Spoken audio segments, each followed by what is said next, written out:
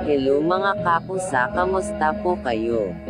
For today's video ay nanganak na pala ang aking buntis na pusa October 6, 2023. Hindi ko po alam kung ano oras po siya nanganak, night shift po kasi ang lola niyo. Sabi naman ng asawa ko paggising niya nakita niya sa laundry basket, dun po kasi siya nanganak. Buti na lang po 2 piraso na short ng asawa ko ang nandun, hihihi. Hindi po kasi kami naghanda ng box.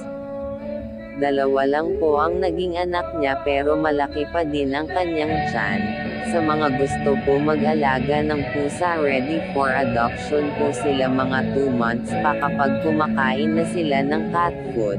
Hanggang dito na lang po for today's video. Thanks for watching mga kapusa. Always remember, be kind to humans and animals. God bless us all. Bye bye mga kapusa.